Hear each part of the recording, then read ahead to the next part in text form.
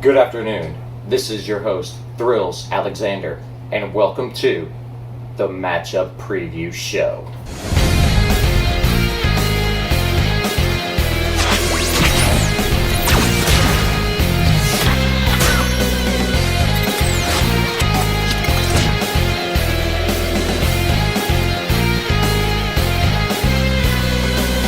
Thank you. That is correct. Once again, I'm your host, Thrills Alexander, and this is the Matchup Preview Show. Well, we've had a great first 3 weeks here in the BFFFL, and I've got to say, looking at our schedule going forward, we're going to have a great week 4 as well. We've got a couple teams looking to continue to battle for an undefeated season. We've got a couple teams matched up in an effort to get their first victory of the season. And we've got a lot of matchups that are just squaring off against those 1-2 and 2-1 teams, looking to maintain that 500 plus record and also just get to 500 in the first place. So without further ado, let's hit it to it. In our first matchup, we've got Wood Burgers, a team that is undefeated, sitting at 2-0-1, picking up a tie last week versus Avoid the Noid. Now, Wood Burgers might have the fastest and the hardest throwing team in the BFFL right now. I've just got to say, when you look at his squad, you've just got a bunch of guys that are running fast and striking people out, all right? He's got a lot of steals, and his K per 9, almost every one of his players' K per 9 is over 12. A look at it, it's crazy, at least double digits. Now, I was a little surprised this week that you didn't have anybody hit a throw a no-no. Like, you're slacking. It was Musgrove, it was Rodon. Where's the no-no this week, my man? I mean, come on, do you not own Bumgarner? Did you not somehow magically pick him up and get the 780 no-no against the Bravos today? Can we retroactively add him to your team in case you didn't, just to preserve that no-no streak week by week by week? I don't know.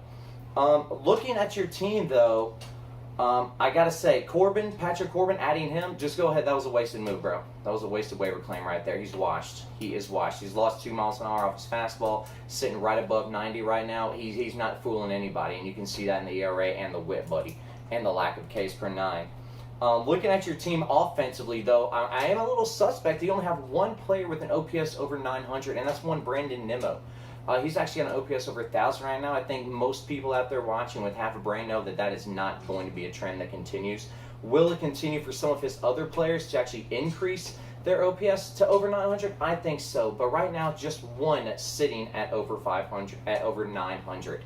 Now, he's going up against Flag, another competitor in that same division as himself. Now, this is a matchup of teams that many predicted would be the division champion coming out of it. They thought it was going to be a dogfight between these two squads right here, Flag and Woodburgers. And Flag, so far, I mean, somehow he managed to tie versus Code Notes. I thought he was going to win this week. At one point in time, we saw that Code Notes was 0 for 19. We were snickering at him. And then you look the next day, and Aharp's offense is also tanking 3 consecutive days right there. So that was kind of unfortunate for him this week. But he did pull out the tie, like I said. So a tie is better than a loss, especially in the BFFL. Now, offensively, outside of Bryce and Nick Castellanos, he really has nobody else. I mean, when you look at the OPS of his players, it's around 670, 690. There's really nobody aside from those two guys that are consistently playing. Now, Ketel Marte, he's on the DL right now, but he does have great numbers. Is he going to come back anytime soon? I'm not aware. I'm not the team doctor. But I do know that without those two, Bryce and Nick, Aharp's offense is putrid to look at. And I think he'll agree right now that some of his players aren't hitting and doing what they're supposed to do. But we've seen some things turn around right now. CJ Crone is on the up and up. Josh Bell may or may not figure it out here in Washington. Another one of his first basemen right there. Mr. Jimenez up there in Cleveland. We always see him on the Slack message board being mentioned. So maybe he'll eventually turn his, get it over 659 right there for his OPS. So going forward, that's what Flag's going to be looking for. So, I gotta say, even though this is what we see back and forth between these squads, I'm gonna go with Woodburgers in this match. Wood Boogers, excuse me. I always want to call them Wood Burgers, but it's Wood Boogers. Wood Burgers, you're gonna pick up the dub this week just because I still don't have, I haven't seen enough for Aharp's offense outside of those two studs to really make me want to jump onto that bandwagon just yet. Alright, so in our next matchup, we've got Corporal Dwayne Hicks going up against Avoid the Noid. Now, Dwayne picked up his first victory of the season this past week. I know he was thrilled about that. Avoid the Noid picked up his first tie of the season. I know he was thrilled about that because at one point in time it looked like he could have lost 8-4, 9-3, and he wound up somehow sucking out a tie in typical B-Green fashion. Now, Avoid the Noid. Without Ronald Acuna Jr., Your offense right there, especially outfield wise, Buddy Rowe. If Verdugo isn't playing, you got Tapia, you've got Heredia, you've got the Franimal. I mean, none of those guys are really striking fear into people. So you really need to make sure that Acuna is hitting like he did at the beginning of the season. He can cool off a little bit, but you really need him to keep it going because there's just not a lot right there. You can put Biggio in the outfield at some point in time, but is that really going to help out? Josh Harrison no longer has that lovely outfield eligibility, so that's unfortunate. But what is fortunate is only Nelson Cruz. Nelson Cruz is going to be hitting home runs as long as Cody Nobles is puffing down weak right there, okay? Like, those two men will go toe-to-toe. Who's going to do it the longest? Nelson Cruz might be hitting home runs when he's 70. Cody Nobles, myself, will definitely be sitting back when we're 70 doing it. So, that's just what you get with the Cruz daddy right there. Cruising for a bruise in our most baseballs right there. And finally on his team, we see the Duff man, Danny Duffy, living up to expectations and coming through this year. Sub 2.5 ERA. Picked up a couple miles an hour on his fastball. You really like to see that, especially out of the lefty southpaw right there. Oh, man, Kansas City's got to be loving what they're seeing right there with Danny Duffy.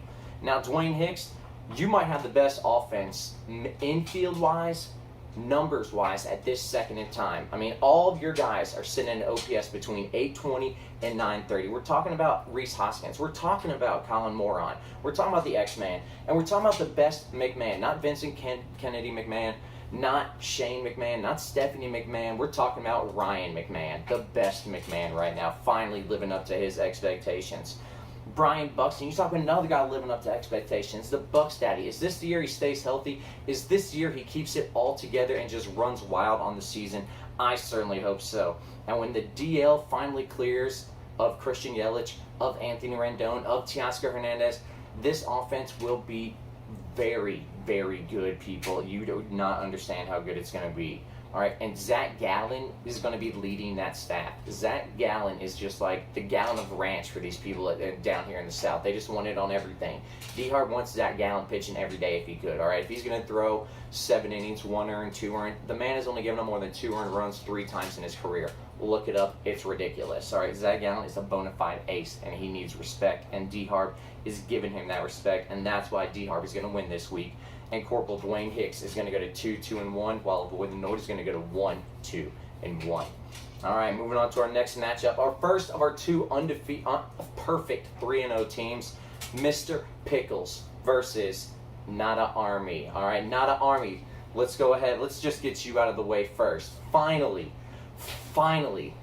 the Sav Dog has been shut down. All right, it's been great. You know, I know you've enjoyed your 2-0 start, but nobody's enjoyed the comeback down to earth last week like some of us out here in the league, especially the man you're going up against this week, Mr. Pickles. Now, Nada, you're no longer part of that. You're Nada, get it? Nada, part of that 3-0 club anymore. And part of it's due to the only having 2 players in the top 100 offensively this year, and that's Jazz Chisholm and Eric Hosstaddy.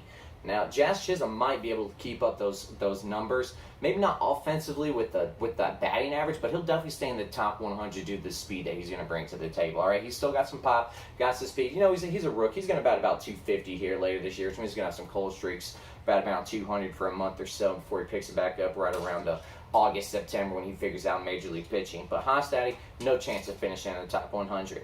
I like what you're doing, using your moves with precision each week, Sav Dog, all right? You are in it to win it. I mean, you're picking up players at, pitchers probable, streaming, spot starting, and they're not spot starts, man. They're spot starts. Like T1 Walker today, I thought about picking him up. I looked at him, I was like, Washington's pretty bad, but offensively, I just can't do it.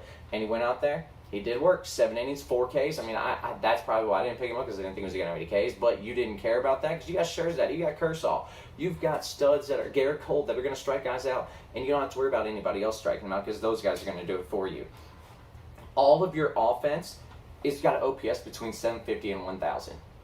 I'll give props to that. You know, I did not think that your offense was worth a hoot and diddly.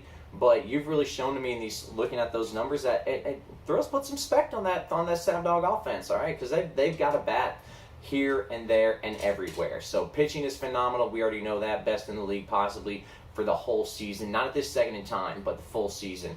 Best pitching, we already know, belongs to Flag and Wood Boogers. But Sav Dog is right there in a close 3A, 2A kind of area. But what is Mr. Pickles going to do to combat this? Well, first off, I just want to say, welcome to the 3-0 club for the second or third consecutive season. We've seen how it goes from here many a times over, Stash. And no matter how long I'm hopping on that Stash train right there. It's year of the Stash, year of the Stash. This is where something happens. I don't know what happens after week 3. Maybe you play real teams instead of scrub-dub-dubs. Maybe it's the fact you make a trade that you shouldn't have made getting over antsy. Maybe it's the fact you don't make a trade that you should have made because you're loving your players too much. I'm not real sure right there, but if you want to stay a part of this undefeated streak, you're going to have to do the opposite of what you've done the past couple seasons, my man. But this is the team that I see that's got full of questions. Can Winker get some at-bats in Cincinnati? The man's shown he can hit. Can he stay healthy? Can he get some at-bats? Can Lindor use his at-bats to get some hits? Because that's what Jaycock would really like, is having Francisco Lindor able to get on base at better than a 200 batting average and a very 289 on base percentage, all right?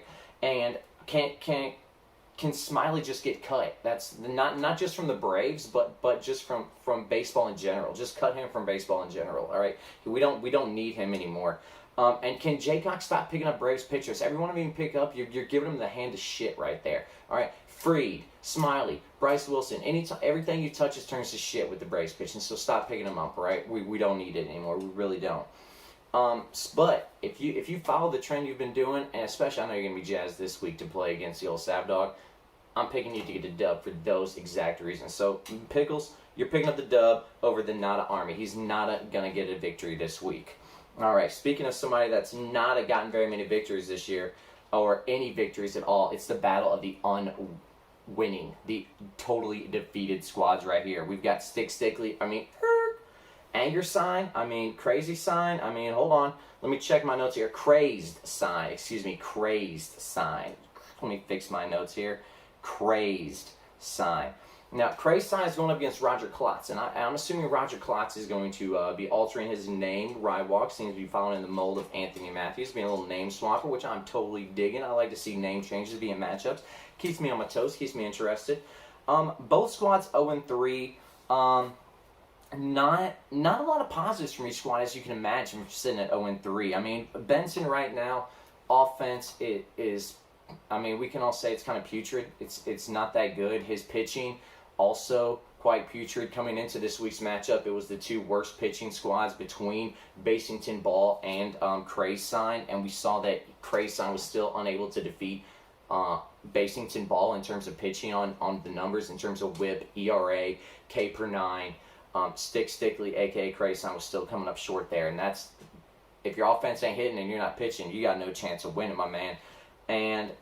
But there is hope on the horizon for that offense. All right, Spring the Ding, he's coming back. Starlin Marte, he'll be back soon. You got the Moose, he'll be coming back soon. All three of those players, they're going to come in have an OPS over 800. All of them are going to come in and hit dingers. All of them are going to get on base. All of them are going to contribute to those crucial categories where he's coming up just three short, 7 short. He lost total base by 9 this week. You don't think that George Spring the Ding and Starlin Marte and Moustakas could have picked up 9 total bases instead of the scrubs that he had to start this week? I think so. I think in some regards, this team has some hope on the horizon. Like I said, I can see Crazed Sign maybe doing something here this upcoming week against Roger Klotz. Now, this is your formal welcome. There was a video posted earlier this week. It was a practice video, checking out some new software, checking out some new technology right there in terms of the BFFL matchup preview show. So you might not have seen it, didn't post it publicly, but welcome to the league from the face of the BFFL to your eyes right there. You might have remembered me from last year in terms of the BFFL 2.0 league that I ran, where I also posted a few videos here and there to welcome people to the league as well, give a little matchup show. But Roger Klotz, I don't foresee giving you a welcome to the Victory Club this week. I know one and only the commish is going to be looking very in-depthly at his matchup, wanting to beat you this week, not wanting a rookie to get his first victory in the league over the commish. That would be just quite the slight in terms of overall pride for the commish, I think. But you do have some good things going for you. Overall, 828 OPS not too bad. I've seen worse numbers. That's something you really want to look for right there. And something else you want to look for is owning Jacob deGrom. Right now, he could not be better if God himself was throwing the baseballs at the batters. Jacob deGrom is just on a different level right now, and you are so lucky to have him right now. It's a shame he plays for both the Mets and your squad because he'll never know what a playoff victory tastes like. But other than that, you know he's going to have great numbers, probably going to win a Cy Young, but unfortunately he's only going to rack up about 10 victories across a full season because, the teams he's associated with are complete trash. And unfortunately, Roger Klotz, I think right now your team is still rough. I think there's still work to be done. I think your team, you're going to have to make some trades. I'm going to see more on the waiver wire. I'm going to have to see something. I don't even hear people saying, hey, what's up with this crap trade that you sent me? Why are you trying to steal players from me? That's Thrill's job. Or why are you trying to heist me right now? I don't even hear that from the message board. At least get your name out there. Send some deals. Try to do something with those scrub bubs you have and turn it into something. Because right now you're not turning into victories. Krasign getting his first dub of the year this week. Going to 1-3. Roger Klotz going to 0-4. All right, next up, we've got the matchup of the week. And I'm talking about two arch rivals here. I'm talking about Percy Femur and I'm talking about Mix It Up. I'm talking about Rymar. I'm talking about Big Ant right there. Big Ant, he is not letting the haters touch him right now. Everybody ripped on him. The written word, Ben Spadell and the Cup of Joe just crushed on him in his draft strategy. The first matchup preview show just ripped on him as well for his lack of pitching depth, lack of just having skill players outside of those top 5 studs. He's over the Four Loco jokes. It's done to him. It doesn't even affect him. It's just he's brushing it off Jay-Z style. And he's got it to a 2-1, almost 3-0 record due to the man that he drafted first overall, due to the man that his shoulder may or may not fly off his arm, Luchenko leg style, at any at-bat during the season. But it doesn't matter because right now those at-bats are ending with dingers. And we love to see it. And I'm 90% sure that Fernando Tatis is going to finish this year super strong. He's not going to let the shoulder. He might have it taped up. He's going to have it injected. You know they're going to juice him up any way possible to keep him on the field. Everybody wants to see Fernando except for Mix It Up this week. Now, Mix It Up, he's a team that should be, I think, could be 3-0. Had some tough luck, went up against some offensive firepower in week 1 against Basington Ball. Then this week, he goes toe-to-toe with Jaycock, a team that's churning along 3-0. So in his 3 games, he's played 2 of the undefeated teams right there. So you know he's playing quality opponents, picking up the victory over the team that is not undefeated. And I believe that was Avoid the Noid, if I'm not mistaken. Now, your team can hit, your team can pitch. You've got 7 players offensively in the top 100. You got 5 pitchers in the top 100. That's 12 players in the top 100. Now, in a 12-team league, on average, you should have about 8.5 top 100 players on your team, mathematically speaking. Rymart's got 12 of them. He's hoarding them right now, which is always good looking forward, which means a couple teams that might not have those top 100 players, they're just living on the edge right now, waiting for everything to collapse like the stock market. All right, but Mix It Up, Corbin and you, they're a great one too. And I just have to say from myself, and I know the rest of the league is speaking, we wouldn't mind seeing you continue to lose. You're a team that's really good, well managed, and somebody that I think could make noise in the playoffs, even though you haven't done it yet in your career. You could. You've got a good squad, like I've just mentioned. We all know Anthony will falter somewhere, so if he picks up a dub now, he'll waste it later, way down the road. He'll fall asleep, forget to add somebody, complain about a late inning add drop situation like that. But this week, unfortunately, I think you're picking up the dub and going to 2-2. Anthony going to 2-2 as well. All right, so our last matchup of the week, we're at the 18-minute mark, and I apologize for the length of this, but we got Basington Ball going up against Drank Thomas, another 3-0 undefeated member in Basington Ball, going up against former champ Drank Thomas. Drank Thomas, if I'm not mistaken, I'm looking at a record of 0-2-1, totally defeated on the year. Did pick up a tie this past week against Flag. I just got to say in the voice of the Rock, finally, Chris Bryant has come back to MVP form, because we are seeing it right now, and I'm loving every second of it. I'm not even a big Cubs fan, but I'm love seeing Chris Bryant just shut people up just as much as I'm loving seeing Javi Baez strike out 48% of the time, as A-Hart posted the other day. It might even be more than that now. Who knows? The man just, he's never seen a ball that he doesn't want to swing at right there, all right? And it's having to start him is going to be painful this year, but you look at his numbers, somehow he's a top 50 player because he's stealing bases. That's how vital stolen bases are. You can bat 200, strike out 1,000 times in a season, and still be a top 50 player if you can run faster from base to base without being touched. And that's what we're seeing right there. I also see that the best pitcher on your team is actually someone that was on the waiver wire 10 days ago, and Alex Wood. If that's something you're going to bank on, is Alex Wood leading your roster and leading your staff, We need to put you in a time machine and let you look at year after year after year when he's good, and then he falters, and then he's good, and then he falters, and he's good, and he's good, hurt, always hurt, perma hurt. All right, going against Basington Ball, a team that's 3-0. Looking at a great start offensively, looking at a shit start pitching wisely. Not much else to say about that. Almost every player on his team has an OPS over 800 at this second in time, which is quite phenomenal for 3 weeks into the year. You've got to strengthen the infield. You've got to strengthen the outfield. The J.D. Martinez trade has really been a giant benefit for this squad because Giancarlo Stanton, he's not hitting his weight right now. He chalks in at a hefty 240. I wish he could just hit 200. I wish he could almost hit my weight. I'm a $170 right now. Mitch Haniger, I'm loving seeing the resurgence from injury, busted ball to where he's at now. I mean, it's great to see. No one wants to see a testicle explode, but I'm glad the one nut man is back on my squad, rocking and rolling. And just got to say, he's been probably one of the most surprising players in baseball this year, along with Nick Solak. Somebody we saw some potential in the last couple of years down in Tampa. And he's finally getting a chance to play every day, put that potential on the field, and I really like what I'm seeing right there. So, deft to managing tonight, putting Manny Machado on the bench to ensure an even larger victory instead of a potential 7-6. It's an 8-5 over Crayside. And that's how we're going to wrap it up there, talking about Basington Ball, picking up a dub, going to 4-0 over Drank Thomas, who will fall to 0-3-1 and be in big trouble right there if that really happens. So this week, we've got Basington Ball picking up a victory going 4-0. Crayside picking up a victory going 1-3. Woodburgers picking up a victory going 3-0-1. Dwayne Hicks going to 2-2-1. Pickles going to 4-0. And Mix It Up going to 2-2. That's all I've got for this week, boys. Just like the Oakland Athletics, we got people on winning streaks, and they're just going to keep on winning, baby. Until next time, I'll see you later. This is Thrills Alexander, signing off.